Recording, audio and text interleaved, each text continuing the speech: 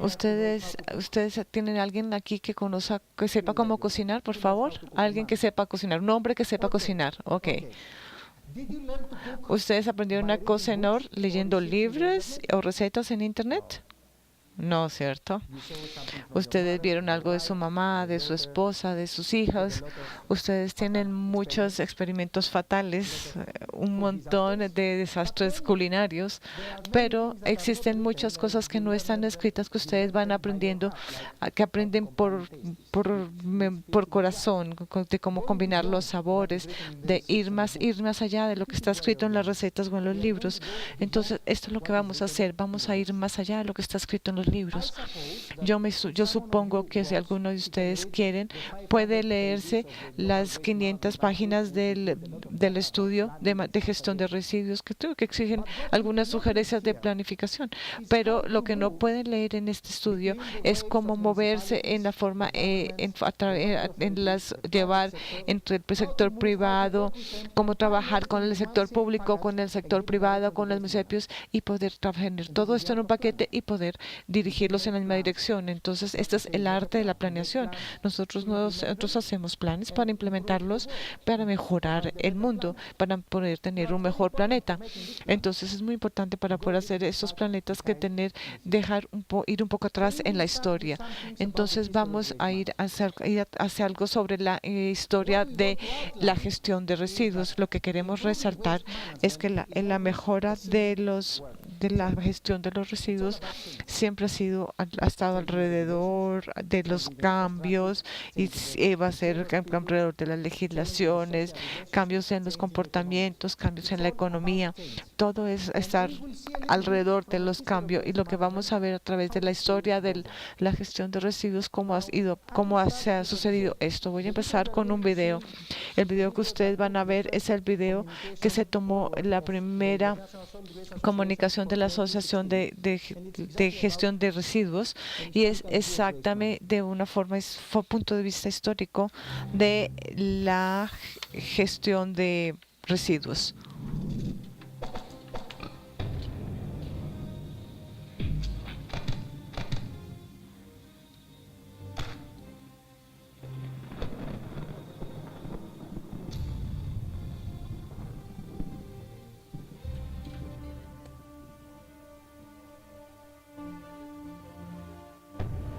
Metal,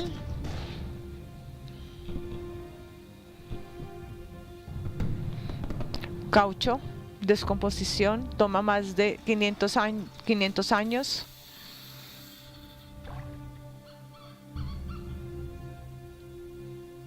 El plástico, su descomposición toma más de 500 años.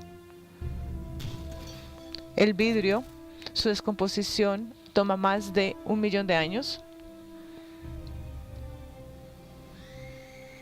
La tierra, su descomposición está cerca, no la dejemos caer en la basura, su decisión, su vida, nuestro planeta. Bueno, encontramos esta idea muy interesante para poder compararla, comparar la historia, y esto por eso es que quería que viéramos este video. Pero realmente esta es una buena introducción a lo que vamos a hacer. Vamos a empezar por la antigua Grecia, antigua Troya, a pasar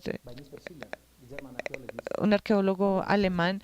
Una de las primeras cosas que encontró cerca de Troya es que existían pequeños pedazos de basura. No los botaban, ellos simplemente los ponían en el piso de sus casas. ¿Por qué?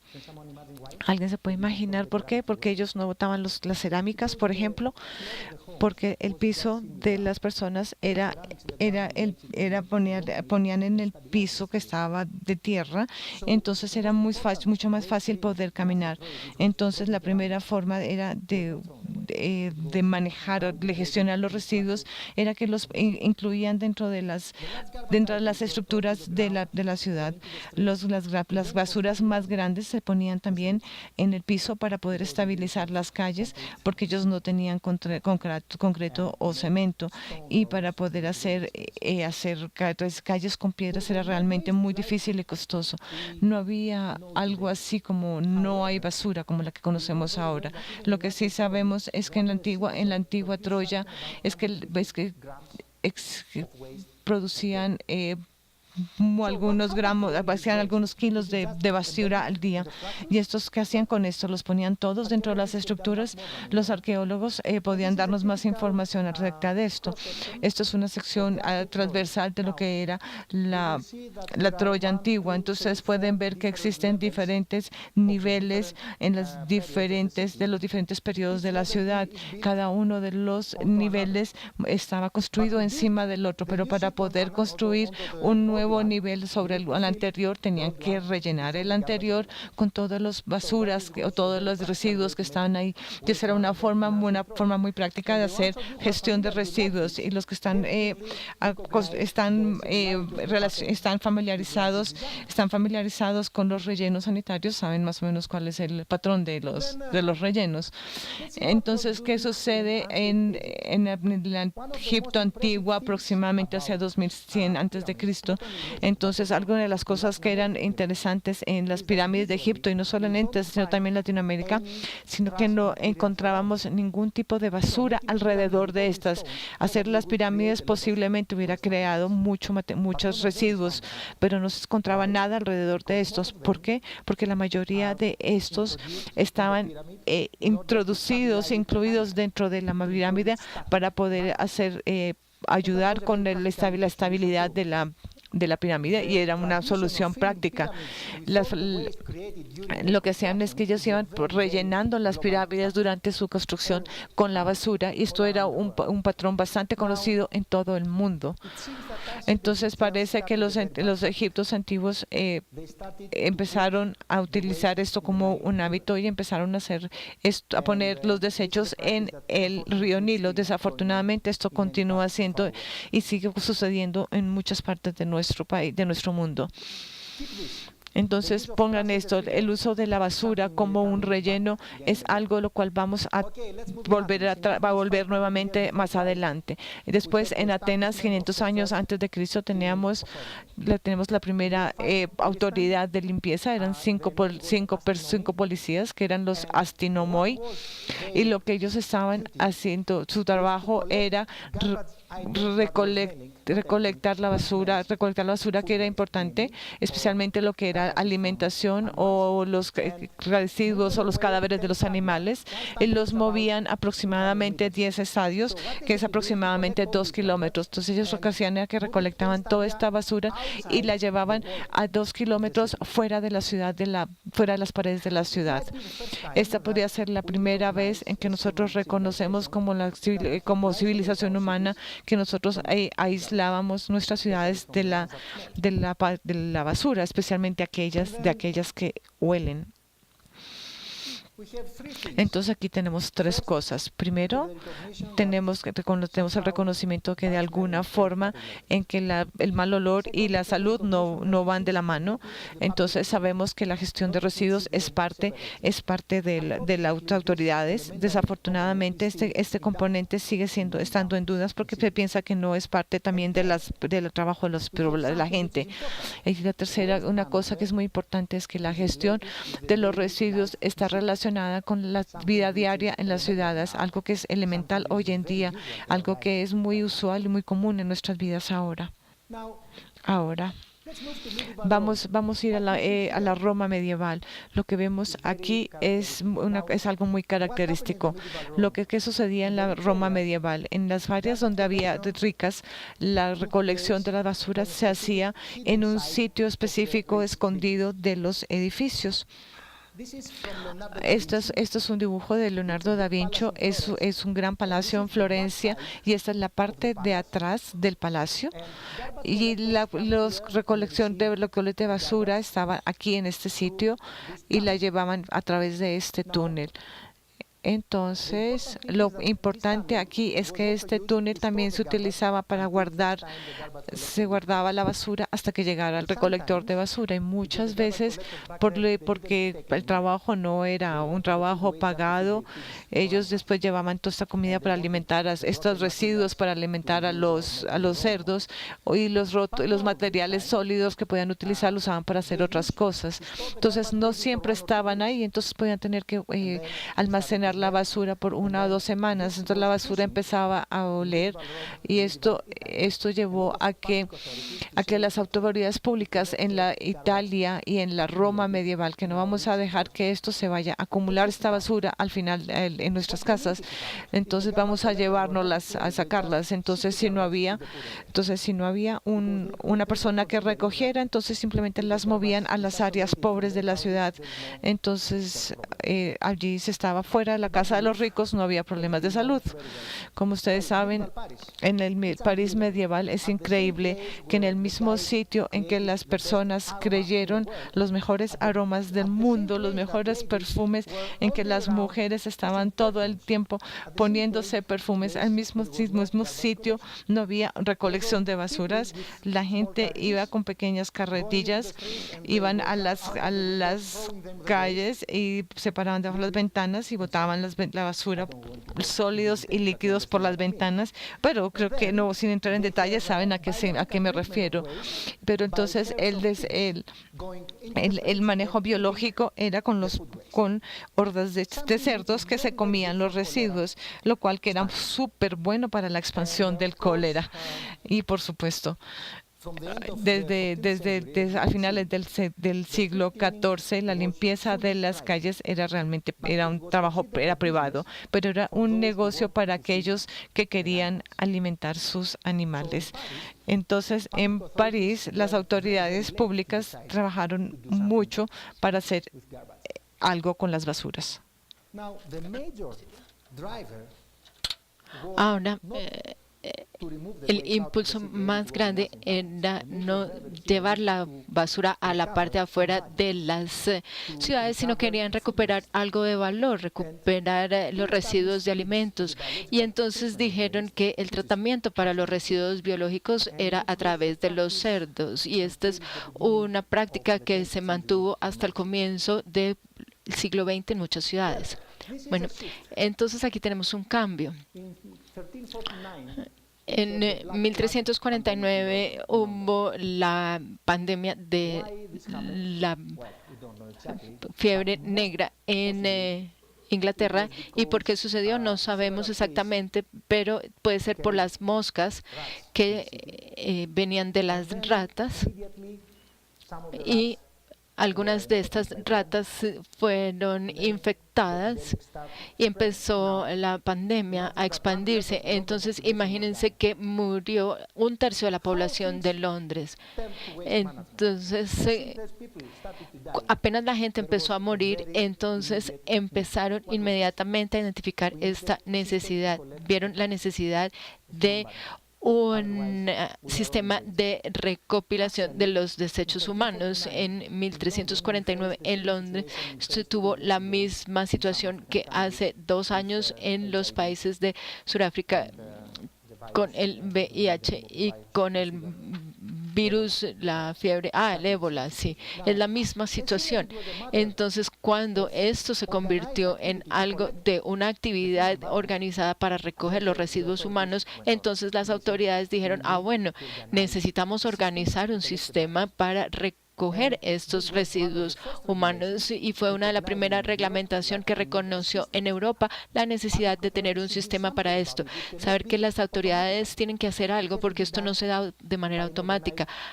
Un ente organizado tiene que encargarse de esto. Entonces tengan esto muy en cuenta. Casi 1800 años después de la Atenas antigua, reconocimos la importancia de los residuos con respecto a la salud y la necesidad de hacer algo como ciudad, como municipio. No cada uno de nosotros de manera individual, sino vemos que este es un tema que es importante incluir en la reglamentación. En ese momento en Europa las cosas eran bastante difíciles, y teniendo en cuenta que era tan difícil, entonces se desarrollaron los reutilizadores profesionales. Ustedes saben a qué me refiero. Sus abuelos eran reutilizadores profesionales, no botaban absolutamente nada, lo reutilizaban, lo rehabilitaban, lo llevaban a otra estructura o lo guardaban en un cuartico que era el cuarto de la basura, basura que probablemente en el futuro íbamos a utilizar. Y también sucede esto con los granjeros. Nadie botaba la ropa, nadie botaba los equipos. Los granjeros, especialmente aquellas cosas metálicas, se reutilizaban de una forma u otra. Y lo mismo sucedía con todas las familias. Y claro está que la tendencia era a reparar las cosas, no a botarlas. Si había un problema con la ropa, inclusive cuando yo era joven, hace muchísimos años, para poder comprar algo nuevo, una prenda, no era una decisión fácil.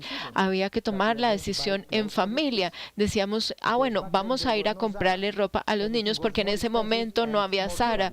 Todo era mucho más costoso y duraba más. Entonces era necesario hacer un consejo familiar para ver si había el dinero suficiente para comprarle ropa a los niños.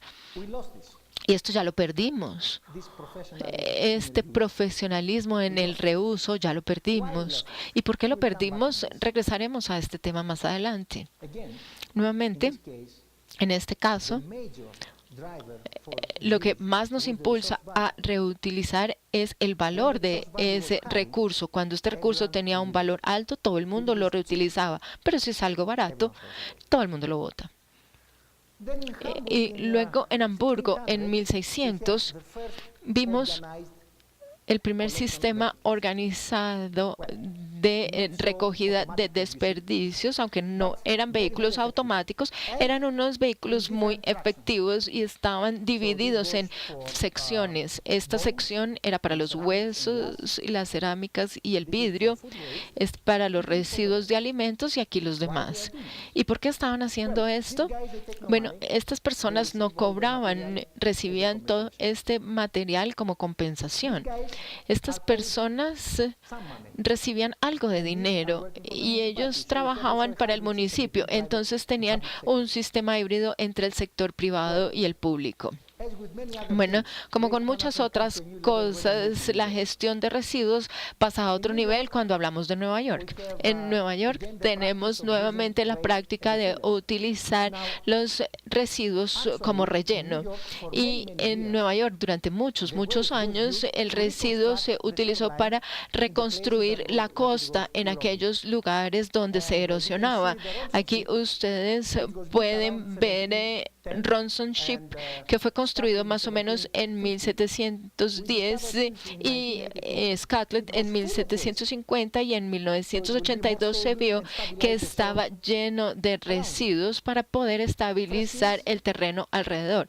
Fresh Kills está llena de este tipo de edificios, edificios que estaban rellenos de desperdicios para estabilizar el terreno y se volvieron unos terrenos muy valiosos para que la gente acaudalada pudiera construir sus casas. Pero recuerden que aquí estamos hablando de 1750. Y aquí entonces vamos a pasar a un nivel superior en Nueva York con respecto a utilizar los residuos como relleno. Aquí ustedes pueden ver todas las áreas más oscuras, más negras, es lo que los arqueólogos llaman la tierra que gradualmente se fue rellenando de residuos. La mayoría son residuos de construcción, pero también hay residuos municipales, y después de tantos años parte de los residuos orgánicos han estabilizado o se han desaparecido, pero ven aquí todo lo que se llama el Mainland en Nueva York. En Manhattan tenemos nuevamente el problema con los cerdos. Entre 1850 y 1874 teníamos más de 100,000 cerdos que vivían en la calle. ¿Y por qué? ¿Por qué se imaginan ustedes que tenían que vivir tantos cerdos en Manhattan? Es difícil imaginárselo a menos que sepan el detalle histórico. Los cerdos son una fuente de proteína barata. Entonces, este era el recurso para los trabajadores cuando no tenían trabajo. En este periodo en Nueva York había un desempleo rampante. Entonces, aquellas personas que no tenían trabajo compraban cerdos y los criaban en sus propias casas. Ustedes pueden verlo aquí. en este cuadro que los marranos dormían dentro de la casa, simplemente para tenerlos como fuente de proteína en caso de que los despidieran, que sucedía 5 o 6 veces al año. Y los cerdos necesitan alimentarse. ¿Y qué van a comer? Bueno, aquí tenemos Manhattan Square, la plaza principal. Todos los domingos llevaban todos los desperdicios y traían los cerdos. Entonces imaginarán cómo quedaba esto cuando se retiraban los cerdos, porque los cerdos comen muchísimos desperdicios orgánicos, pero dejan sus propios desperdicios. Entonces se dieron las condiciones perfectas para el desarrollo del cólera. En 1850 y hasta el 74, en Nueva York, se descubrió una verdad que no es muy conveniente. No importa qué tanto perfume se utilice y cuántas casas para ricos se construyan y qué tan buenas sean sus carreteras, no pueden separarse de la salud pública. Porque si los marranos están a 2 kilómetros, la cólera no respeta las fronteras sociales ni económicas. Al reconocer esto, algunos clubes como el Metropolitan, tuvieron la iniciativa de tener la primera autoridad de limpieza y la reglamentación correspondiente a un general que no me acuerdo el nombre, pero desde ese momento, cuando era general, lo primero que hizo fue tener 1.000 trabajadores que tenían uniformes del ejército y que todos los días pasaran para que después de que ellos pasaran no hubiera más residuos.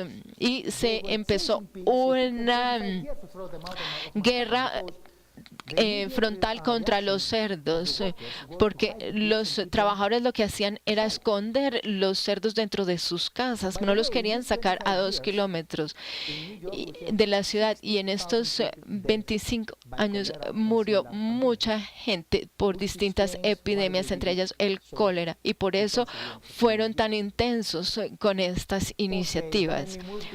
Ahora pasemos a Dinamarca, en 1913, donde tenemos la primera planta de energía alimentada por residuos al lado de un hospital, y le daba al hospital la calefacción que necesitaba. Claro que la planta no tenía nada que ver con lo que tenemos hoy en día, pero la idea de recuperar la energía de los residuos y usarla para un mejor fin empezó desde esta época. Y ahora pasemos.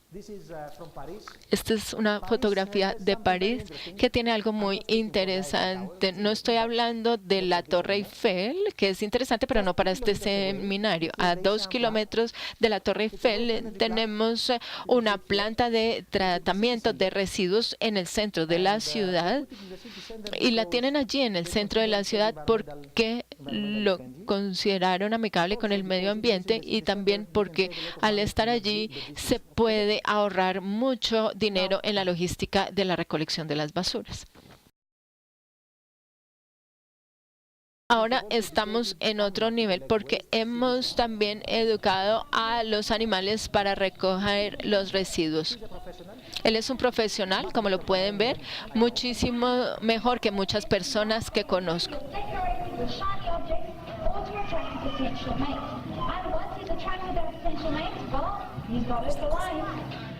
Now, these dogs are also excellent mimickers. They can mimic almost any sound, including the human voice. Now, see how simple it is? Está muy bien entrenado, como pueden ver. Bueno, entonces, ¿qué podemos aprender nosotros de la evolución de 4.000 años de la gestión de residuos sólidos? ¿Qué son las cosas que tenemos que recordar? Primero que todo, la práctica de utilizar los residuos inorgánicos e inertes como relleno es una tradición muy larga. Algunas veces parece que fuera imposible dejarla atrás, incluso hoy. Luego, lo que estaban haciendo con los residuos orgánicos, bueno, se pueden utilizar para alimentar los animales o como abono del suelo, pero el punto de partida partida para mejorar estos sistemas era organizar un sistema de recolección.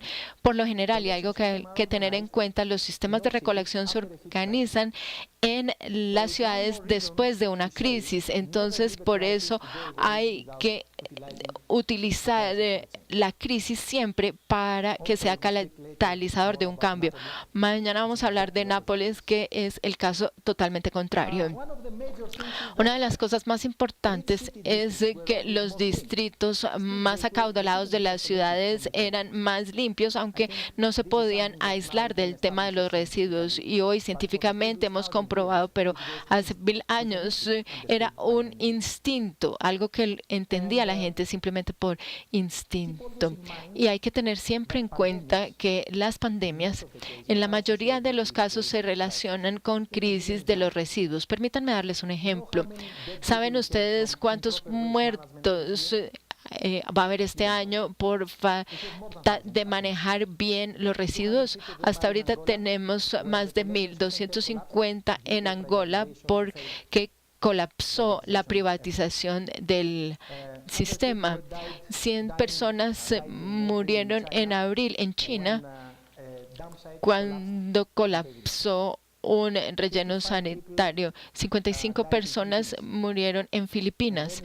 Y luego tenemos una crisis muy seria en Kenia, donde el sistema de gestión de residuos y el sistema de sanidad de agua colapsó. Entonces, simplemente estos ejemplos, que fue lo que pudimos recolectar desde ISBA, fue que en este año más de 250 personas han muerto por estos daños, pero no debemos subestimar la cantidad de muertes que hay por la falta de un buen sistema de gestión de residuos. Uno de los temas fundamentales es que la evolución de la gestión de residuos se relaciona con la protección de la salud. No lo olvidemos. Algunas veces se nos olvida porque hablamos de economía circular, reciclaje, recuperación, y eso está muy bien, pero tenemos que partir de la protección de la salud. Si no se protege la salud, se puede reciclar, recobrar parte del valor, pero si seguimos llevando todo a los rellenos sanitarios y seguimos contaminando el suelo, el aire y el agua, el problema de salud surgirá más adelante. Ahora es importante tener en cuenta que la protección ambiental se convirtió en un tema importante desde 1970. Empezaron desde 1930 a hablarlo en los Estados Unidos, en el 50 en Ginebra, y más adelante en Italia y en Londres, pero después del 70 fue que cobró mayor importancia, porque antes se hablaba solamente de la logística para llevar los desperdicios fuera de la ciudad y tener un sitio donde disponer de ellos. De eso era lo que hablaba todo el mundo, pero se convirtió en un tema muy importante porque también tenemos que entender el concepto del valor agregado para el ambiente. O sea que además de la salud y la recuperación y el reuso, también tenemos que tener en cuenta el ambiente. Entonces aquí tenemos el triángulo donde tenemos estas tres aristas. Al conocer estas tres aristas, sabemos ya todo lo que necesitamos saber de la gestión de residuos y más adelante podemos entrar en los detalles. Esta es una evolución muy triste porque antes no se hablaba de la prevención de los residuos porque la gente lo hacía simplemente por instinto, no necesitaban un programa específico para eso, era algo del día a día. Después de la revolución industrial, las cosas empezaron a ser más baratas y el consumo cambió sus patrones y ahora necesitamos prevenir la producción de residuos, pero es difícil evitarlo. Entonces, ¿qué otras cosas cambiaron después de la revolución industrial? Nuestros hábitos alimenticios. Entonces, producimos hoy en día muchos más desperdicios orgánicos. Entonces, la gestión de residuos orgánicos es mucho más peligrosa de lo que parece. Esto es algo que nuestros abuelos no entendían, porque para ellos no había alimentos que desperdiciar. La comida era costosa, el valor nutritivo era alto y siempre buscaban otra forma de dársela o a los animales o cocinarla al día siguiente en una presentación distinta. Algo muy importante en la evolución de la gestión de residuos es la el que hubiera nuevas ciudades porque hay una concentración alta de residuos en espacios pequeños. Entonces tenemos ahí la necesidad de un enfoque sistémico. Si siguiéramos viviendo en pueblos más pequeños, probablemente no estaríamos hablando de estos términos, pero de todas formas vamos a hablar de esto mañana. Yo creo que las ciudades y las megaciudades van a ser las que determinen cuáles son los pasos de la gestión de residuos y el reciclaje, cosas que hoy en día no estamos haciendo. Bueno, detengámonos aquí un momento. Quiero que ustedes hagan preguntas. ¿Tienen alguna pregunta? Si quieren que aclaremos algún tema. ¿Hay preguntas? Bueno, entonces lo que quiero que tengan en mente es que lo que ustedes están haciendo hoy en día en términos de residuos sólidos tiene una historia de más de 4.000 años, aunque la ciencia sea nueva y esté en fase de desarrollo. No es una ciencia madura como la matemática, la química o la física, no está tan bien establecida.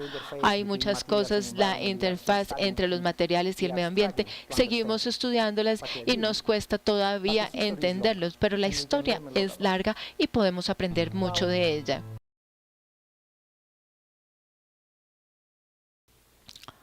Entonces, comencemos por las cosas más sencillas. Aquí tenemos el Apolo 11 y tenemos el computador que lo guiaba. Teníamos 43 ingenieros que estaban ayudando al Apolo a que alunizara en un edificio de 600 metros cuadrados por 43 ingenieros con unas máquinas enormes.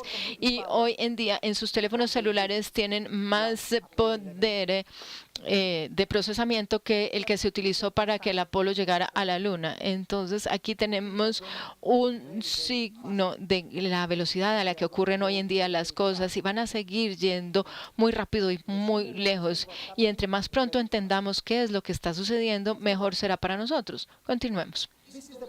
Aquí tenemos la prospección de la inteligencia artificial. Si hablamos del año 2020, se supone que los computadores personales y los portátiles van a incluir inteligencia artificial que va a estar muy cercana a los hogares. Y para el 2030 o 2045, para otros científicos, la inteligencia artificial colectiva del mundo va a ser superior a la de todos los seres humanos que han vivido. De pronto puede ser muy optimista o demasiado. Y les voy a explicar que esto no es muy descabellado.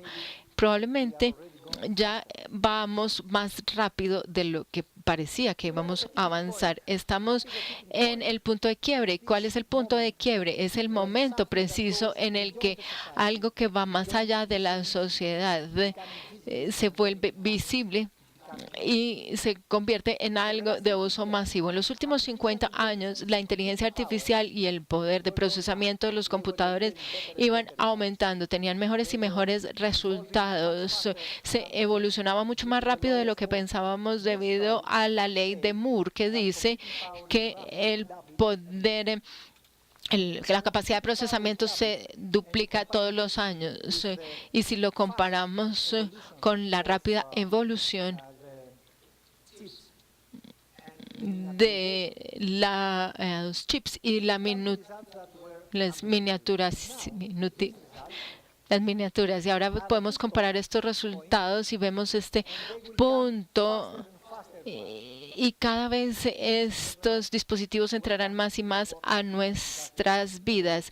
Bienvenidos a la cuarta revolución industrial. Por un lado, tienen mucha suerte porque ustedes van a vivir un tiempo magnífico de la historia humana, pero por otro lado tenemos que pensar que en este tiempo vamos a tener cambios más rápidos de lo que realmente pensamos. Entonces, aquí es lo que hemos entendido siempre como la infraestructura y la economía circular, pero ahora tenemos otra idea. Entonces, en lugar de reciclar, ¿por qué no pensamos en utilizar cohetes y traer materiales de los asteroides y otros planetas? Entonces, En diciembre del 2015, el Congreso americano aprobó una ley que permite que las compañías americanas puedan utilizar el material de los asteroides. Hay dos compañías privadas que van a lanzar cohetes y ustedes saben que no van a ir a los asteroides a buscar materiales baratos, van a buscar oro, titanio estamos hablando de un mercado de $1 billón y esto no podría ser posible sin la inteligencia artificial y la capacidad de procesamiento que tenemos hoy. Entonces ya sabemos que uno de los cohetes ya pudo aterrizar y regresó a un océano que es una base autónoma, que es un drone, y a medida que el cohete desciende, entonces la base sabe exactamente para dónde va el cohete y entonces la base lo que hace es ir y buscarlo para que no se destruya el cohete, de manera que lo pueden utilizar una y otra vez. Y entonces tenemos que tener esto en cuenta porque este es un nuevo horizonte. Entonces, en lugar de recuperar el cadmio, el titanio, entonces se está diciendo, ¿para qué lo vamos a reciclar? Vamos a traer con los cohetes los materiales de los asteroides. ¿Y por qué lo hacen? Porque saben que los recursos son escasos y que van a ser más y más costosos. Entonces, algo inimaginable hace 10 años, con los precios que teníamos en ese momento, ahora será un negocio muy rentable porque los viajes al espacio hoy en día son menos costosos y el precio de los recursos está aumentando. Tenemos que entender que el progreso que se ha dado desde los 50, probablemente desde el punto de vista tecnológico, probablemente seguirá sucediendo en los próximos 10 años. Las cosas van a cambiar dramáticamente, ya están cambiando de hecho, y los cambios son tan dramáticos que no podemos esperar que la industria del manejo de residuos sólidos va a seguir siendo como es hoy en día. No podemos seguir haciendo las cosas como las estamos haciendo. Tenemos que buscar la forma de adaptarnos, evolucionar, o si no, esta industria pasará como han pasado muchas otras industrias debido a la revolución industrial. ¿Quién se acuerda de Kodak? Kodak era una de las compañías más grandes de los Estados Unidos en el año 2000. Hoy casi es imposible encontrarla. ¿Quién se acuerda de la industria de los discos de vinilo? La industria de la música. Hoy en día todo el mundo escucha la música en línea. El último, pero no menos importante, las máquinas artificiales, las máquinas con inteligencia artificial van a reemplazar las juntas de directivas, porque muchas veces las juntas de directivas toman decisiones históricas de acuerdo al rendimiento, al desempeño y lo hacen sobre la base de información de muchos años y de pronósticos. Entonces yo les puedo asegurar que las máquinas de inteligencia artificial pueden hacerlo mucho mejor que lo que están haciendo las juntas directivas hoy en día. Entonces más tarde que temprano muchos de los directores financieros van a tener algunos problemas. Nosotros también vamos a tener un problema como gestores de residuos. Ya les voy a decir por qué. Creo que ustedes tienen la idea de lo que está sucediendo. Tenemos que estar todas las partes o los actores involucrados estar listos para adaptarnos a las nuevas condiciones. Ustedes conocen esto muy bien. Esta es la fluctuación de los precios de los materiales reciclados. Yo creo que esto es una señal de distracción. No es tan problemático en algunos mercados. ¿Por qué? Porque les voy a decir cuál es la explicación oficial de esto. Lo que la OECD dice es que estas fluctuaciones se deben bien que el mercado ve algunos problemas. ¿Cuáles son los problemas? Primero, no pueden garantizar poder vender los reciclados sin cierta calidad. Segundo, que no pueden asegurar que la demanda por los reciclados es continua. Tercero, que no pueden hacer que los materiales reciclados sean una materia prima con unas normas y estándares que sean para todos. 4, el costo externo de hacer los materiales reciclados y hacerlos mejores no están incluidos en el precio. Y los tercero y quinto, los consumidores no entienden qué es lo que están haciendo. Esto es un problema de todo el sistema. Esto no es un problema del mercado. Esto es un problema del sistema completo y es un gran problema y vuelve más grande porque ¿qué está sucediendo, por ejemplo, en Europa? Es que enviamos con un montón de materiales reciclables a China. Entonces yo quiero hacer mi mercado local propio, entonces voy a percibir materiales reciclados de Europa, por ejemplo, especialmente plásticos, solo ellos tienen menos de un 1% de impurezas, entonces normalmente les enviamos 25-30% de impurezas, entonces los europeos estábamos orgullosos de que lo podíamos usar y las cosas siguieron manteniéndose y los precios siguieron, a medida que ustedes están reciclando más, los problemas se vuelven peores. Déjenme explicarles por qué. Se toma mucho tiempo para que la gente recicle. Entonces nos tomó 15 años a nosotros en Europa aprender a reciclar en niveles altos. Ahora nosotros no sabemos qué hacer con este montón de materiales reciclados. Déjenme, hemos hecho algunos errores. Entonces no queremos que sigan reciclando plásticos, no quiero que sigan reciclando papel. Entonces no podemos decirnos para atrás y decir que no queremos esto. En el otro sitio tenemos personas como usted, como nosotros, como los ecologistas, que nos dicen reciclen más. Entonces, entre más materiales pones, más fluctuaciones tenemos. Porque lo que necesitamos ahora es materiales que sean limpios, no más. Necesitamos materiales más limpios. La economía circular es al respecto a la gestión de los recursos, en donde la economía circular va a afectar la gestión de los residuos municipales, industriales. Eso se refiere a la recursos y especialmente los recursos que son escasos. Entonces, por ejemplo, si ustedes, estamos hablando en economía, pero si ustedes ven que toda la discusión se está llevando por las industrias que están creando uno de los problemas de contaminación más grandes, porque las mismas industrias que hacían esto descubrieron la economía circular, porque ellos tienen que buscar cómo hacer para recuperar los materiales que son recuperables. Vamos a ver con un corto video qué es la economía circular. Es cómo nosotros vamos a redistribuir los recursos que son escasos. Entonces es muy cercano a esto. Ahora miremos un poco esto. Lo que ustedes pueden ver aquí son los materiales de acuerdo con la posibilidad de reciclarlos y cómo se pueden sustituir. Entonces, ¿cuáles son los materiales más difíciles? Los que no se pueden reciclar casi y que son difíciles de sustituir. Tenemos el fósforo. Saben ustedes que tarde o temprano nos quedamos sin fósforo, potasio y las tierras extrañas. Ellos, los que quieren ir al espacio, es buscando estas tierras extrañas. También tenemos otros materiales que tienen una reciclabilidad de mediana. Tenemos todavía mucho hierro. El vanadio no tenemos tanto ya disponible y el níquel. Ustedes pueden ver que tenemos unas letras en azul y otras en rojo. Lo que está en rojo es que tenemos reservas para menos de 50 años. Lo que está en azul es algo muy importante para nuestro sistema productivo. Entonces pueden ver ustedes que el níquel, por ejemplo, es difícil de reciclar y sustituir y tenemos reservas para menos de 50 años. Y es muy importante para nuestro sistema productivo.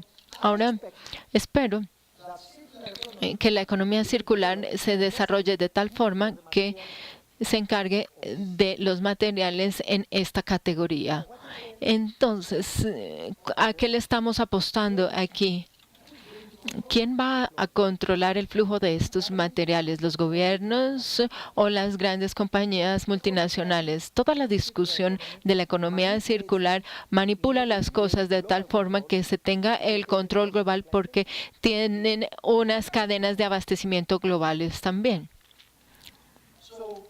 Entonces, cuando hablamos de la economía circular, hay que tener esto en cuenta. Se trata más de la cadena de abastecimiento y no tanto de la escasez de recursos, sino de la capacidad de controlar la cadena productiva global y menos tiene que ver con la escasez de recursos. Cuando estamos reciclando el plástico, ¿cuál es el recurso que estamos protegiendo? ¿El petróleo? No. Esto no se protege con el reciclaje de plásticos. De todas maneras, hay que deshacerse del petróleo. Entonces, hay muchas cosas que se están haciendo que no se relacionan con la economía circular, sino con las condiciones del mundo que queremos crear. Entonces, vemos que la economía circular va a afectar el ciclo de vida de los productos, el diseño, producción y distribución. Si estamos nosotros en el negocio de la gestión de residuos sólidos, tenemos que ver mucho con esto porque se va a reducir, pero el impacto cada vez va a ser menor. Entonces hay una pregunta para nosotros. ¿Podemos hacer este cambio? Considero que la magnitud de la dificultad se ilustra muy bien en este video, que nos muestra cómo es que nosotros utilizamos o cómo es que le damos una disposición final a los automóviles, de las prácticas lineales a las circulares. Esta es la práctica lineal.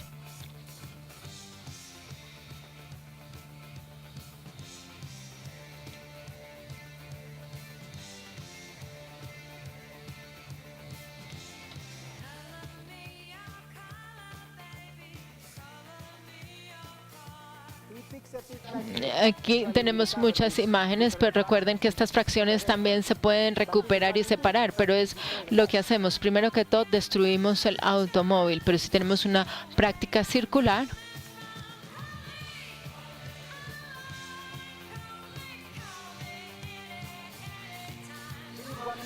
esto es lo que deberíamos hacer si hablamos de la economía circular: desmantelar todo y volverlo a utilizar.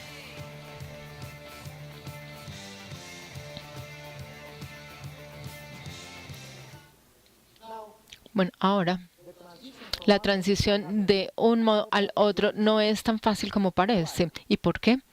Porque si nosotros necesitamos desmantelar todo y reutilizarlo, entonces los que están produciendo automóviles tienen que diseñarlos de esta forma. Si los automóviles no se diseñan para esto, no importa lo que queramos hacer nosotros, porque simplemente vamos a gastar una gran cantidad de tiempo para obtener unos resultados mínimos. Entonces, cada vez que hablemos de economía circular, lo primero que tenemos que pensar es que es una tarea para la industria, no para los consumidores. Los consumidores pueden reciclar y pueden utilizar menos residuos, pero no pueden diseñar los productos. Y los productos como los que tenemos hoy en día, sabemos que se maximizan las ganancias. Es un concepto sencillo, pero necesitamos un espectro mucho más amplio. Las buenas noticias de la economía circular es que se va a acelerar con las nuevas tecnologías, la inteligencia artificial, la interconectividad y las impresoras 3D. La mala noticia es que se acelerará solamente para los recursos importantes para la industria y no para todos. Ahora, yo puedo predecir algunos de los impactos que recibirá nuestro sector si hablamos en este marco amplio. Primero que todo, se redefinirá la palabra desperdicio. Eso se ha redefinido en todas las revoluciones industriales. En segundo lugar, vamos a tener una mejor trazabilidad para todos los productos. En tercer lugar, consideramos que vamos a necesitar y vamos a rediseñar las redes de reciclaje. En cuarto, la recolección cambiará dramáticamente. Número 5, vamos a la era de planes de gestión de residuos desde los hogares y los barrios. Y en último lugar, vamos a rediseñar el tratamiento de los residuos. Vamos a los detalles. Entonces, primero, si vamos a redefinir los desperdicios. Ya les hablé de los wearables, que va a ser una nueva tendencia. Puedo hablarles de las cápsulas de café. Ustedes conocen a Nespresso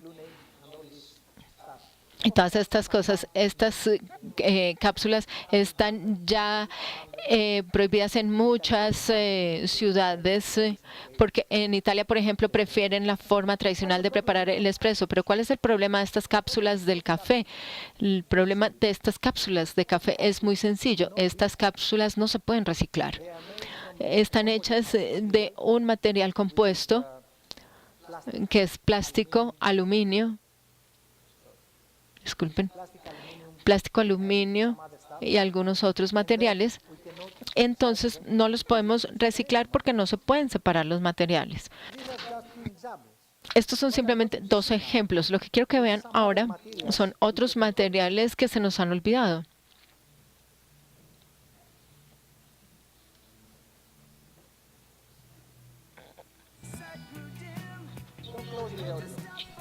No cierren el audio. Disculpen. Vamos otra vez al comienzo. Pensé que era que no está funcionando. Perdón, pero para la traducción si hay 2 fuentes de sonido. Por favor, pongan el sonido del video hacia el salón.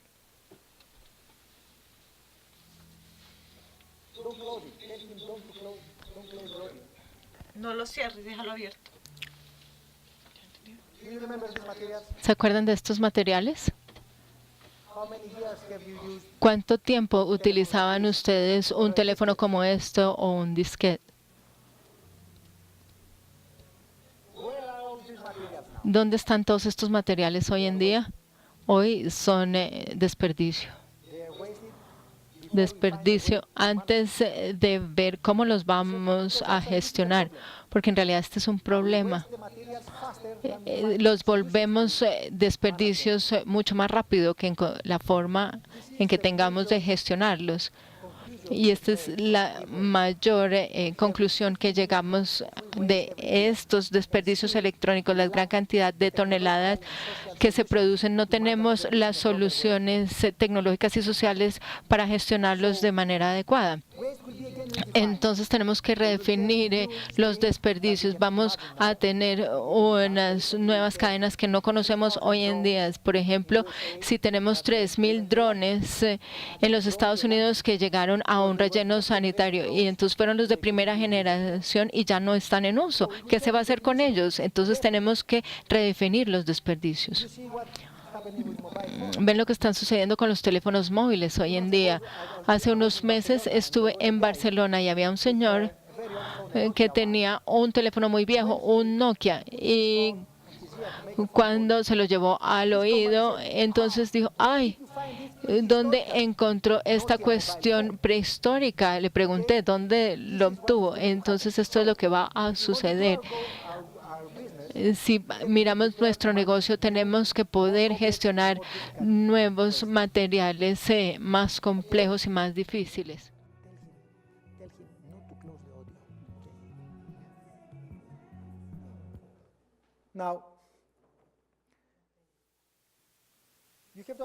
Ustedes tienen que entender que esto es un proceso natural. En esta revolución industrial tenemos nuevas materias primas y nuevos desperdicios.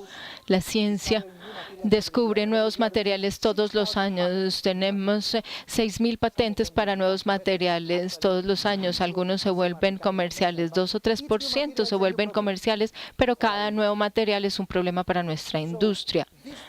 Entonces, esta revolución industrial, la cuarta, va a cambiar las materias primas de nuestra industria. Claro, está que vamos a tener nuevas posibilidades, como por ejemplo, si estamos hablando de una nevera que está conectada permanentemente a Internet, entonces ya no se bota, porque la compañía que le hace seguimiento a esa nevera optimiza su uso y está diseñada para recuperarla.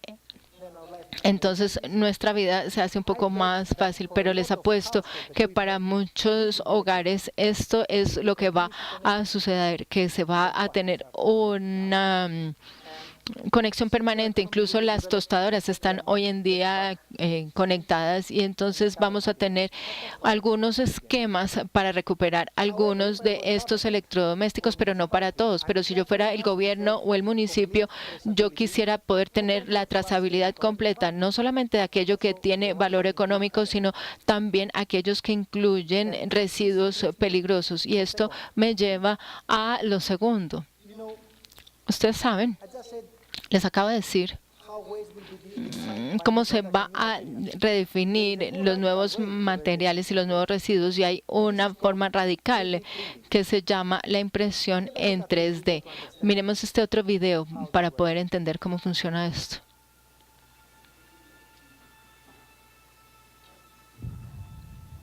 Regresemos a 1913. Henry Ford inventó la línea de ensamblaje para los automóviles. Lo que ustedes ven en este video, todo es real. No es artificial ni diseñado en computador. Y así se produjo el famoso modelo Ford.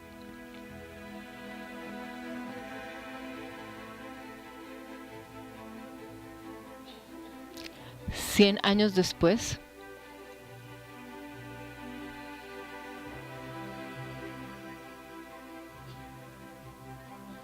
sin ningún tipo de desperdicio, la impresión en 3D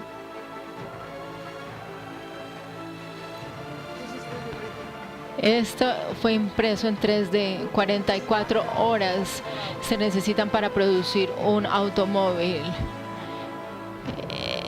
Las impresoras 3D están revolucionando la industria de los automóviles. Todo lo que ustedes están viendo es impreso en 3D.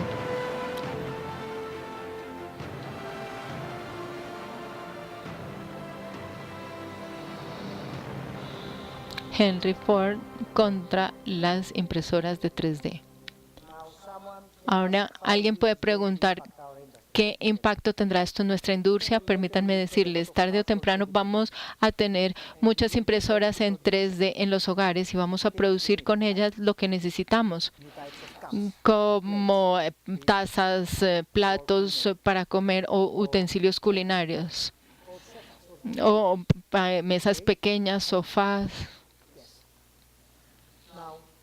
Entonces, si utilizamos estas impresoras de 3D para estas cosas, vamos a tener un doble impacto. Primero, aumentará el uso de polvo de plástico, que es la materia prima fundamental de las impresoras 3D. Vamos a tener más plásticos en nuestros hogares, y una vez que se compra este polvo de plástico, ustedes rápidamente, si ustedes no quieren ya el asiento o la mesa, ustedes lo que hacen es volverlo a alimentar a la impresora para generar algo nuevo. Entonces vamos a tener más plástico en los hogares, pero con este plástico vamos a poder utilizarlo y no va a haber producción de residuos, porque tenemos una producción cero residuos. Y ahora estamos construyendo muchas de las alas de los aviones con estas impresoras con 0.5% de los desperdicios que producíamos hace 10 años. Entonces, esta es una gran revolución, y esto afectará también la industria médica, porque tenemos unas partes artificiales para nuestros cuerpos. Serán impresos, hasta un corazón lo han impreso ya. Podemos utilizar materiales biológicos, metales, y estamos tratando de alimentarlas de material orgánico. Entonces, esta es una revolución y cada vez será más rápida.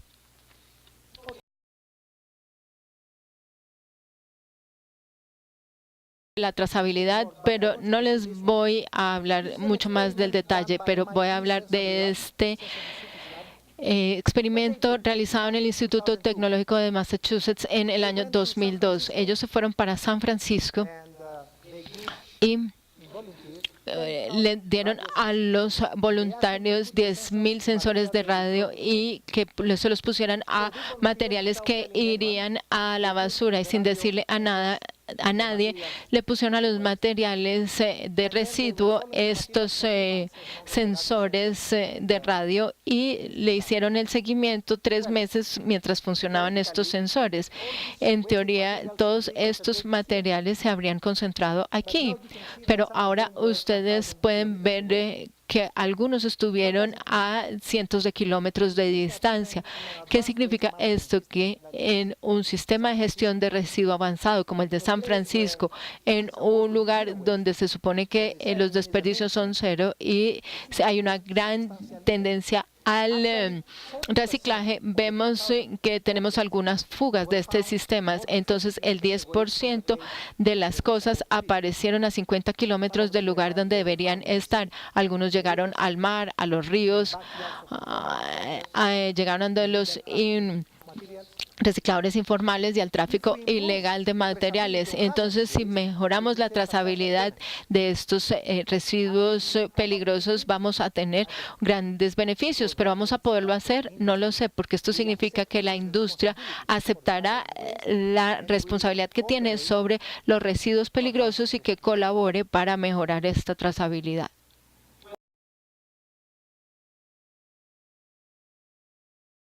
Va a haber un desastre con la recolección. Primero que todo, los carros autónomos y los robots ya están aquí y serán masivos prontamente. Vamos a tener servicios por demanda que dominarán el mercado, porque si uno no necesita un conductor todo el tiempo y el carro lo puede hacer por sí mismo, entonces fácilmente se puede hacer la recolección puerta a puerta, va a ser más sencilla y más barata. Y si comparamos esto con la inteligencia artificial y las redes sociales, vamos a poder desarrollar una logística nueva con base en redes que nos permitirá optimizar no solamente de acuerdo con el peso o el tamaño del carro, sino también con el consumo de combustible. Algo que les va a encantar, la demostración de el primer vehículo de recolección autónomo del mundo. Les encantará, pero los sorprenderá también, porque no viene de los Estados Unidos ni de Japón, sino de México. ¿Ven? No tiene conductor. El señor es muy bueno. Pero, ¿ven? Autónomo. Es el primero que se puede hacer en Grecia, en Argentina, no sé, en cualquier parte del mundo puede hacer esto. Bueno, pero cuando hablamos autónomo no nos referimos exactamente a esto. Pongámonos serios. Entonces, miremos lo que hizo Volvo en marzo de 2016. Volvo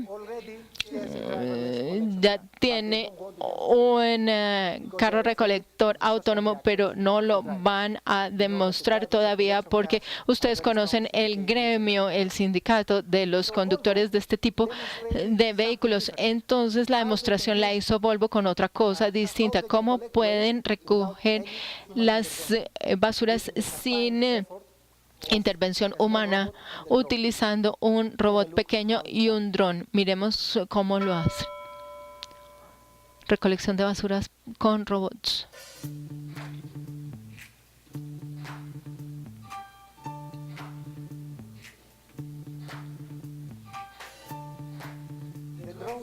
El dron entonces lo que hace es volar sobre el área y decirle al robot en dónde están las barreras posibles. El robot es muy sencillo, que lo construyeron 5 estudiantes, nada difícil. El nombre del robot es Rory.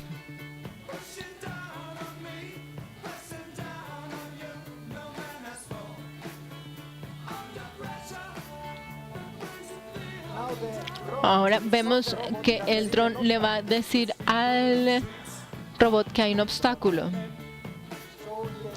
Entonces simplemente le da la vuelta.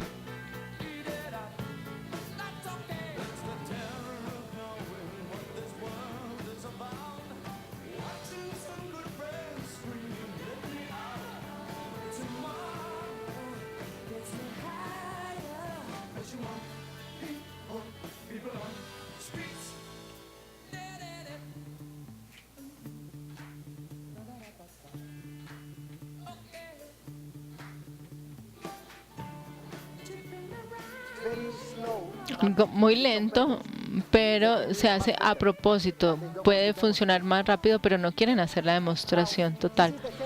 Entonces aquí tenemos el sistema de protección de la salud. La línea roja muestra si hay algún obstáculo. Todo lo que está del lado de la línea hacia la máquina se considera un obstáculo y el robot no lo recoge. Este proyecto fue de unos estudiantes, 35 estudiantes. Ya viene más rápido de lo que nosotros pensamos. Eso es lo que siempre digo. Sigamos. Vamos a hablar de los nuevos modelos. Aquí estamos hablando de Internet de las canecas, y la idea es poder conectar todas las canecas en el Internet de diferentes formas. Empezó hace algunos años en Nueva York, no para la gestión de residuos, pero otros propósitos.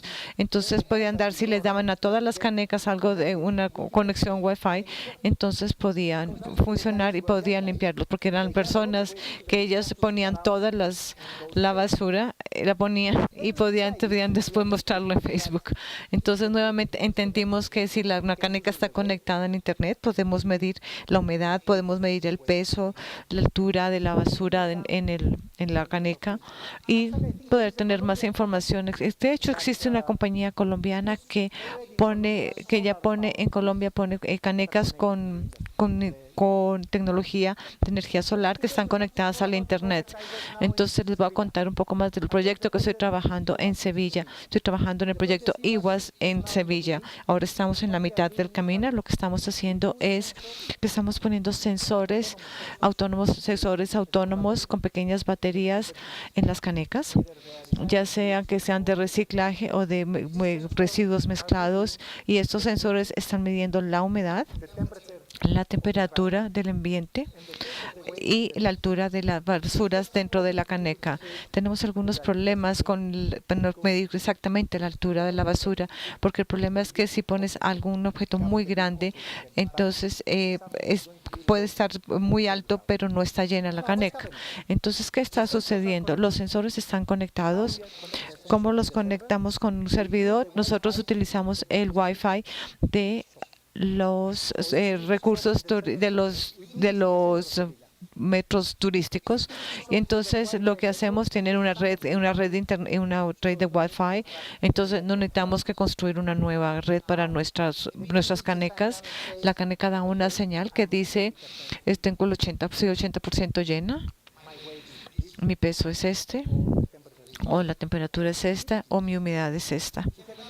Entonces tenemos un algoritmo que, con base en el peso, la temperatura y la humedad, podemos predecir cómo va a ser, con más riesgos o menos riesgos. Entonces a veces las recogemos según el pedido para evitar problemas de olores. Muchas cosas están hechas automáticamente. Tenemos un algoritmo que dice que hay 5 canecas que pesan 1 tonelada y ustedes pueden optimizar la recolección. Entonces la recolección en esta parte de Sevilla no está haciéndose de la forma común. Se está haciendo de acuerdo cuando las canecas están llenas y cuando están listas para ser recogidas. Eso no para aquí. Eso son más complicado. Al mismo tiempo, nosotros vamos a tener una caneca que está llena al 80 o 90%. El servidor siente a los alrededores del sitio y les va a decir: por favor, no ponga más basura en esta caneca, póngala por favor en otra caneca porque esta ya está llena.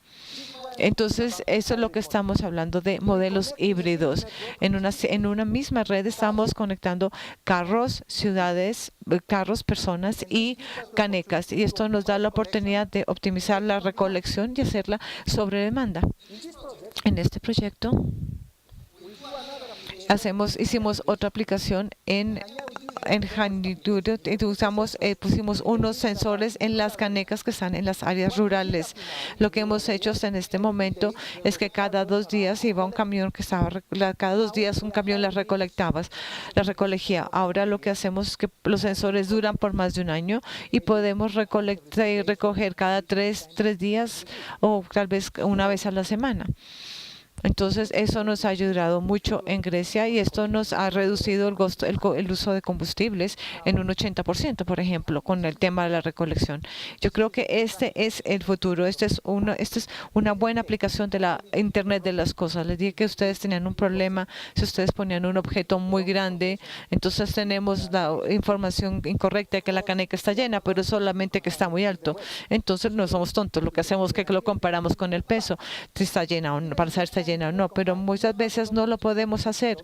Entonces, ¿saben cómo puede solucionarse este problema? Si no podemos compararlos, cuando el sistema ya funciona por 2 o 3 días, a partir del sensor vamos a recibir una señal cada 3 minutos, 20 señales por hora, lo cual va a significar 480 señales por día.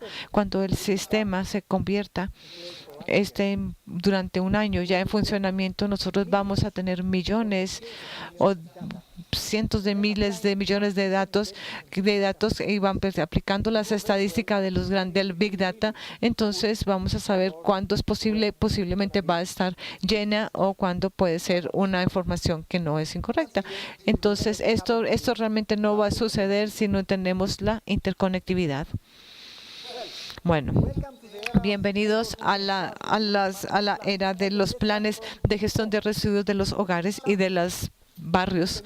Entonces, por ejemplo, Samsung tiene una nevera que les dice que lee el código de barras de los productos en la nevera y la nevera pone en la pantalla y le dice: usted tiene que consumir esto porque dentro de la próxima semana ya va a estar vencido. Y si existen muchas cosas que están vencidas o se van a vencer, entonces la refrigeradora o la nevera sugiere posibles recetas para que ustedes puedan utilizar estos alimentos. Esto lo que está haciendo es la prevención de residuos. Esto es un secador muy pequeño. Ustedes lo ponen en el tomacorriente y ustedes lo ponen después de 8 horas. Se reduce el tamaño de la basura. Y entonces, esto, por ejemplo, va a ser interesante para aquellas que trabajamos por peso, pero esto solamente para la parte orgánica. Pero imagínense para un restaurante donde yo manejo varios kilos de residuos orgánicos. Entonces, la electricidad que esto consume es realmente más o menos 10% del costo de lo que ustedes ahorran. Entonces, no es tan caro tampoco, pero aproximadamente cuesta aproximadamente 300 euros y posiblemente en los próximos años va a ser mucho más barato. Veamos este es un pequeño sistema, un digestor anaeróbico descentralizado, el cual es para 1.5 metros cúbicos. ¿Dónde se pone esto? Esto se pone está en Londres, en los sótanos de las áreas residenciales. Ellos ponen todos los residuos de alimentos ahí, alguien que sabe que va y que no va, y entonces utilizan el gas que se produce, entonces se utilizan para dar gas a los comedores sociales o a los comedores comunitarios para la gente pobre. Eso en un poco tiempo, esto va a ser comercial completamente porque por lo pronto es solamente un piloto. Y aquí ustedes pueden ver aquí, por ejemplo, una forma de, ¿cómo lo decimos?, de reutilizar los mercados de comida en cada uno de los barrios. Existen en los supermercados o en las tiendas, existe un banco de alimentos en los cuales le pueden regresar no solo los alimentos frescos que no se han usado, sino también algunas veces la comida cocinada que no se ha utilizado, y esos están vinculados con algunas comunidades de caridad o sociedades de curinar y se reparten con la caridad. Pero hay que tener cuidado en cuanto a que no sea comida descompuesta, que no se vaya a utilizar para acciones ilegales, por ejemplo. Entonces, Andrea también va a hacer un plan de gestión de residuos para su departamento y para su barrio. Entonces puede tomar en cuenta este tipo de ideas. Por ejemplo, este es mi favorito. Hace 2 meses yo estaba en Italia. Bueno, yo les odio decirles que yo estoy muy enamorado con Italia, así es que cualquier momento puedo ir.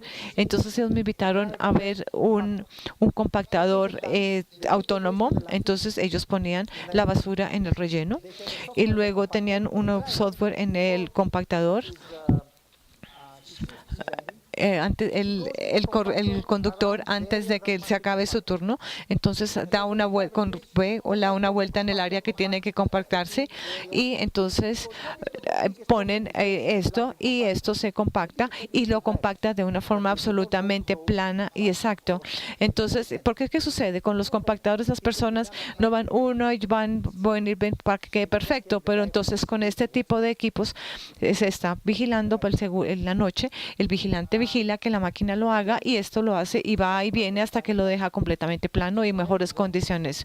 Entonces, obviamente esto implica que el personal en los basureros o en los rellenos va a eliminarse básicamente.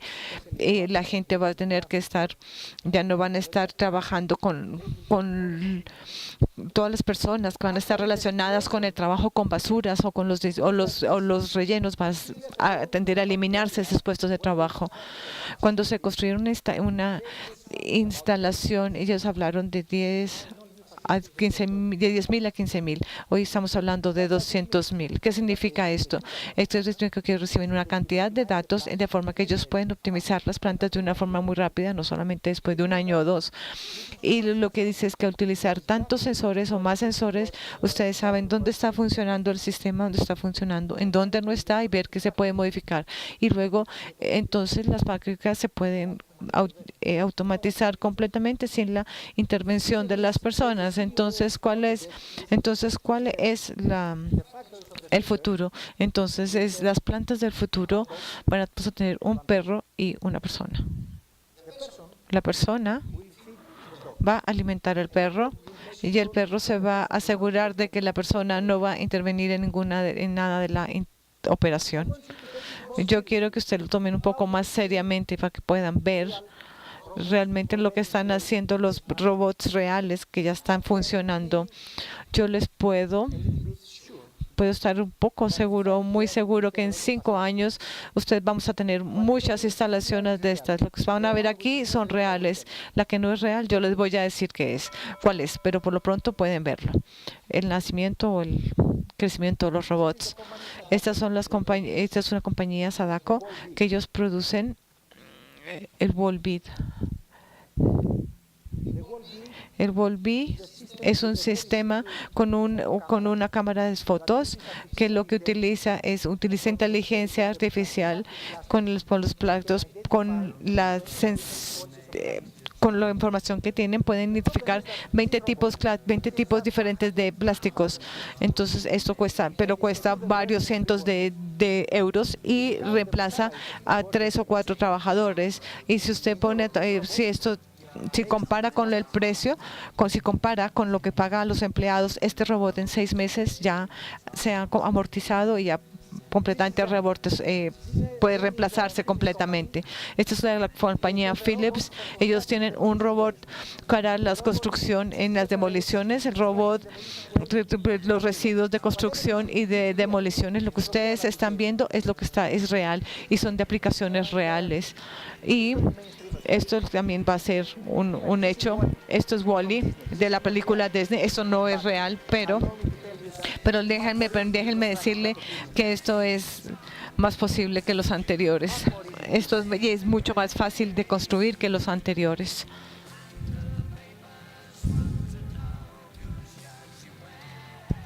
De la película de Wall-E. Ahora ustedes pueden ver aplicaciones más relacionadas con el hogar. Esto es del MIT, del MIT o del Instituto Tecnológico de Massachusetts. Una de las cosas que hace es sacar la basura si las personas mayores no quieren salir porque está haciendo frío o no pueden simplemente salir. Entonces este robot saca la basura, por ejemplo.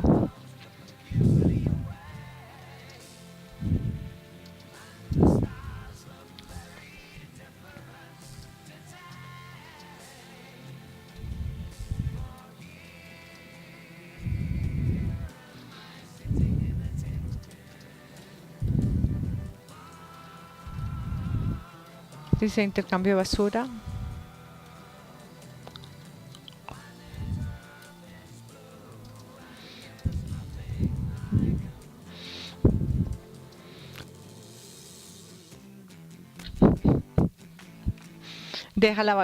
Bota la basura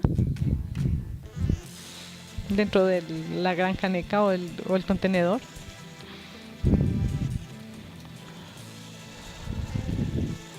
Hacia un futuro sin trabajos. Música de David Bowie.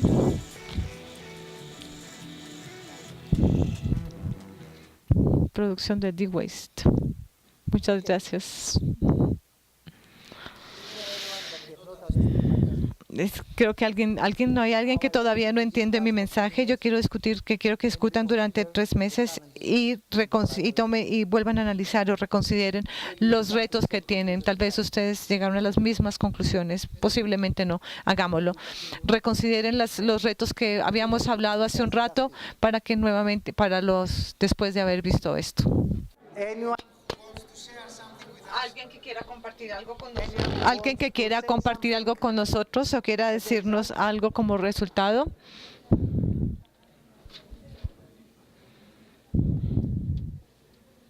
¿Nadie quiere compartir nada después de haberse hecho? ¿Alguien que quiera hacer un comentario o decir alguna cosa o cómo les impactó esto que vimos, cómo les impactó su pensamiento y alguien que pudo haber cambiado los retos o las prioridades que tenía hace un rato? Ok, nadie, listo. Bueno, usted. Bueno, acerca del replanteamiento del reto, como inicialmente lo planteamos, pues ya ahora le damos un enfoque diferente, que es, primero que todo, apuntar hacia un consumo sostenible, ¿sí? Esto nos va a llevar a generar menos residuos sólidos o menos sobrantes, que fue parte de lo que nos mostró en este bloque. Y aprovechar al máximo estos residuos. Yo creo que ahí es la base también fundamental del éxito.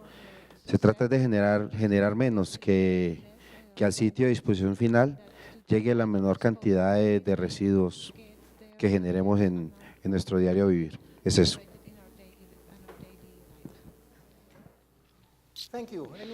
Muchas gracias. ¿Alguien más que quiera comentar? Pues aquí en la mesa concluimos que, bueno, sí cambian las dos razones que dimos anteriormente. El primer de todo sería lograr una sinergia, una mejor sinergia y acuerdo o trabajo de equipo entre el gobierno y los productores para poder conocer qué residuos se podrán generar en un futuro y pues estar preparados para eso. Y segundo, un reto muy importante es cómo acortar esa curva de aprendizaje para que, digamos, en el caso de Colombia, todo esto se ve como tan imposible, pero cómo acortar esa curva para que no tengamos que esperar a que lo haga el resto del mundo y después sí Colombia, sino revisar cómo podríamos empezar a hacerlo.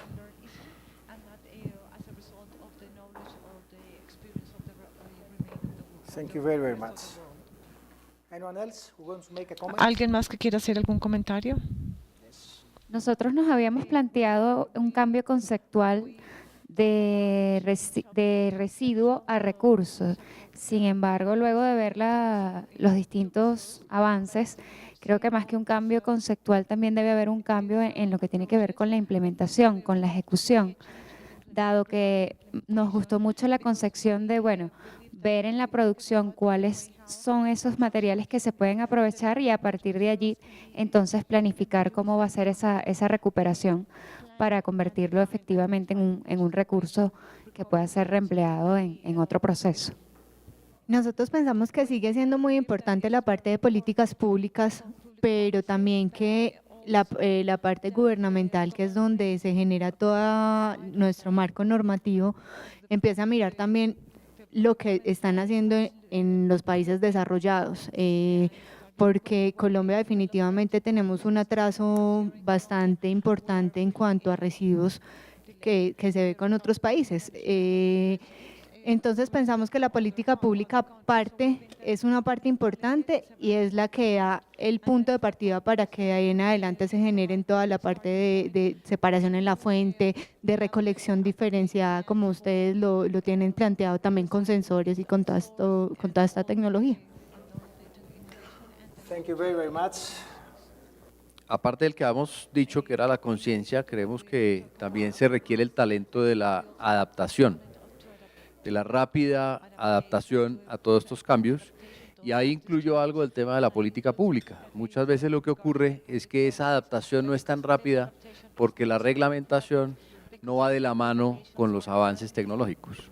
Entonces ahí creo que nosotros tenemos un gran reto.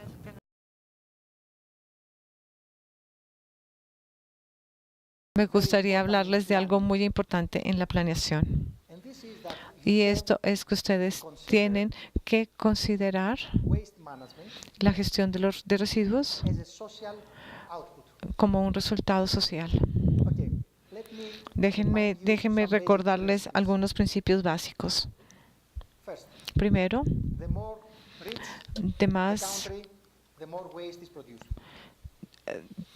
más rico es el país, más residuos producen. Actualmente en cada ciudad rica, con cada ciudad que tiene más recursos, los ciudadanos que tienen las posibilidades producen muchos más residuos. Para que tengan una idea de esto, en Atenas, en las áreas ricas, la gente produce 2.5 kilos de residuos por día. En las áreas pobres producen 0,5. Entonces, definitivamente existe una relación entre la distribución de la riqueza y la distribución de los residuos. Existe otra cosa que nosotros sabemos, es que entre medida que se van enriqueciendo, se van consumiendo muchos más productos, y a medida que consumen más productos, están en necesidad de tener una mejor gestión de residuos. Es porque la gestión de residuos no se está llevando acá, no es una necesidad social o moral, no es una necesidad moral, es una necesidad real para poder solucionar este problema. Y existe también otra gran relación conocida: entre más alto sea el PIB per cápita, mayor es la infraestructura de gestión de residuos. Ellos tienen tratamientos mecánicos, químicos, y es imposible, parece mentira, pero sí es cierto. Y entre más, entonces más reciclaje hacen. Si la situación es como esta, entonces alguien podría hacer una pregunta muy simple: ¿por qué las compañías como Portugal y Grecia, con productos internos brutos per cápita similares, porque son tan diferentes sus sistemas? Portugal envía más o menos el 80% a instalaciones donde tienen muy tecnológicas, aproximadamente el 80%. En Grecia lo que estamos haciendo es el 85% lo metemos en los basureros o vertederos, y el Producto Interno Bruto es similar. Porque el Producto Interno Bruto es uno de los mayores motores que mueven esto, pero estos solamente son una realidad en determinadas estructuras o niveles sociales, y esto tiene que ser entendible para todas las personas para que podamos que tengan una consecuencia. Entonces, cuando somos los que vamos a hacer los planes, lo que les voy a pedir es que piensen siempre en cuáles son las diferentes fuerzas que se aplican en su plan, cuáles son los objetivos principales, cuáles son los más fuertes, cuáles son los más débiles, y recordar cuál es la contribución la contribución de todas estas fuerzas van a darnos unos resultados diferentes a lo que estamos esperando.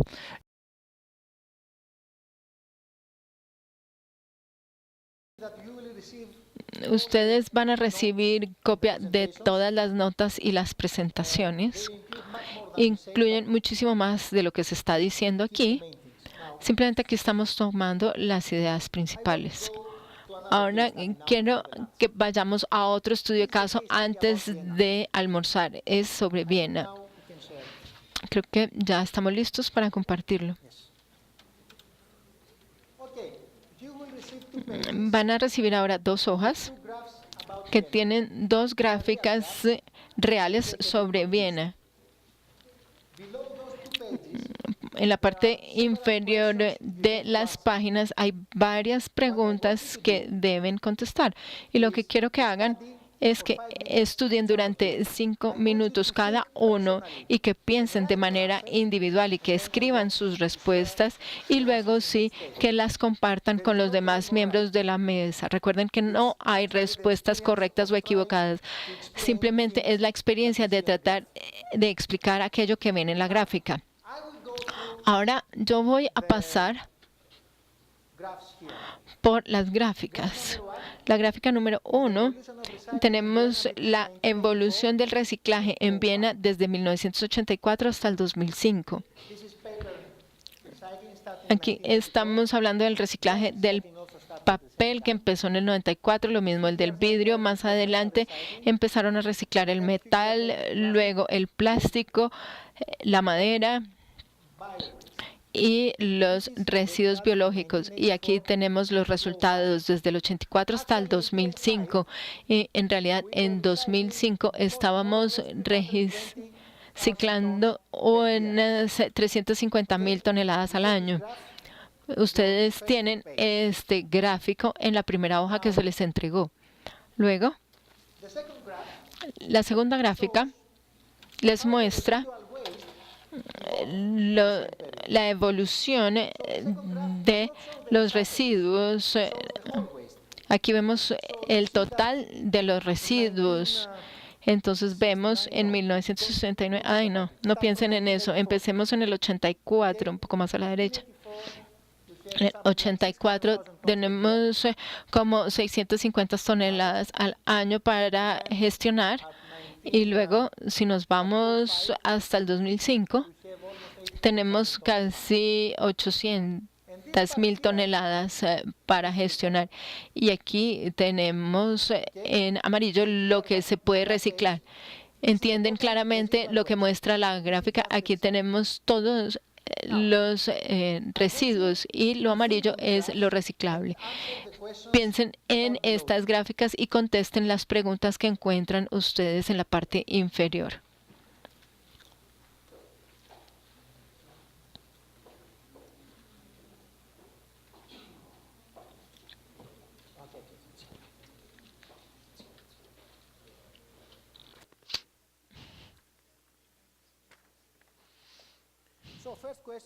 Entonces la pregunta número 1 es: ¿cuántos años le tomó al municipio de Viena convertirse en un municipio que tenía unas tasas aceptables de reciclaje?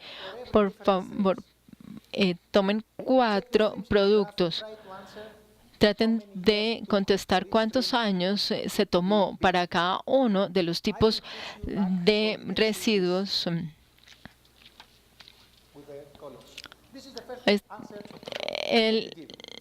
La primera respuesta que ustedes tienen que dar es el número de años por tipo de residuo. La segunda pregunta es: ¿cuándo crecieron más rápido las tasas de reciclaje y por qué? ¿Cuándo crecieron más rápido estas tasas de reciclaje y por qué? Y la tercera pregunta es comentar el resultado final en términos de la infraestructura requerida y su capacidad. Esto es algo que ustedes tienen que contestar con base en la segunda gráfica. ¿Les queda claro el ejercicio? Pónganse a trabajar. Tienen 3 minutos para dar las respuestas individuales y luego pueden hacer la discusión con el resto de la mesa para luego compartir los comentarios.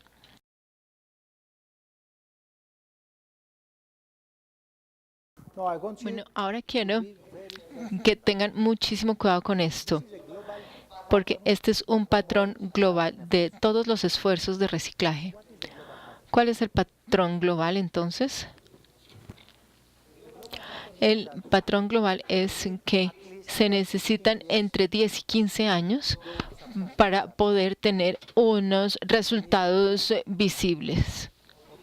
Necesitamos 2 o 3 generaciones. ¿Y por qué?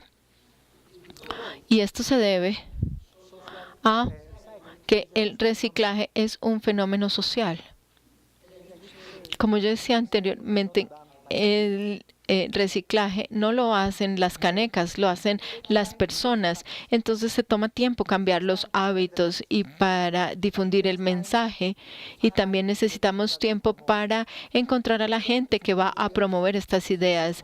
10 a 15 años con esfuerzos sistemáticos son fundamentales para lograr resultados en cualquier sistema de reciclaje. Ahora, probablemente algunos de ustedes me van a decir, Antonis, yo conozco alguna población de 1000 habitantes que lo hizo en 2 años. Y yo les digo que sí, yo tengo un amigo que empezó a reciclar cuando yo le dije, y eso no significa, estamos hablando de sistemas sociales como de 8 millones de personas como en Bogotá o 1 millón de personas, porque es más importante los resultados estadísticos que la voluntad de reciclar. Es muy importante tener en cuenta que todas las curvas tienen la misma forma. ¿Y por qué sucede esto?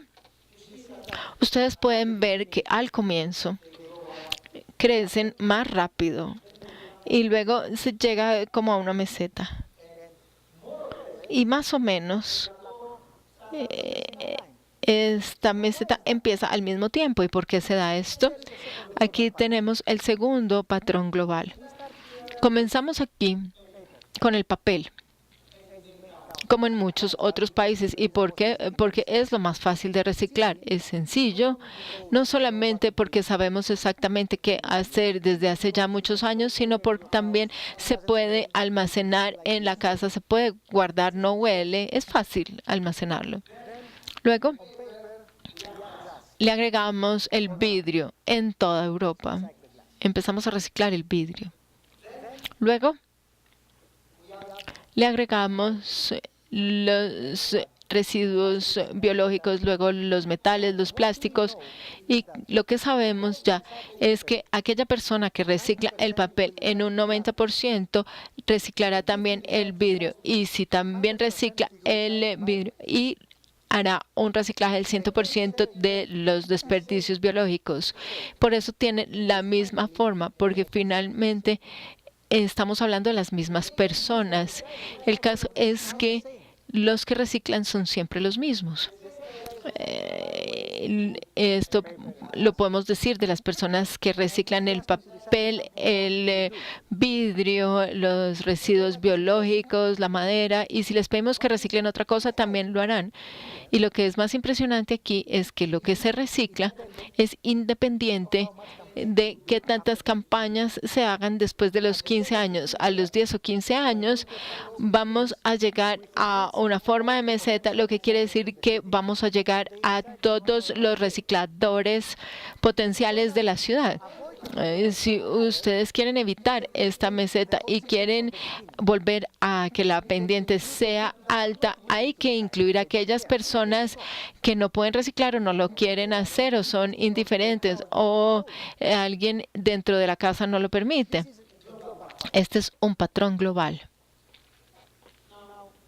Ahora, ustedes pueden ver aquí que la forma de meseta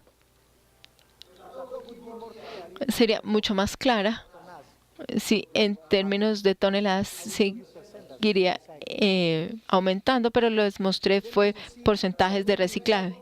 Y entonces ustedes pueden ver que se llega a un 40% de reciclaje de los desperdicios biológicos. Y piensen en esto. Hay una segunda conclusión de todo esto. ¿Cuál es la composición de los residuos y qué tanto cambiará esta composición si yo voy a una ciudad donde se recicla el papel y le pido a las personas que reciclen los residuos biológicos? Es una pregunta que se hace muchas veces cuando se planea. Hay que mirar qué tanto papel se recicla y cuánto de los desperdicios biológicos se van a reciclar. Si se recicla absolutamente todo, la composición de los residuos va a ser muy parecida a lo que no se recicla. ¿Y por qué?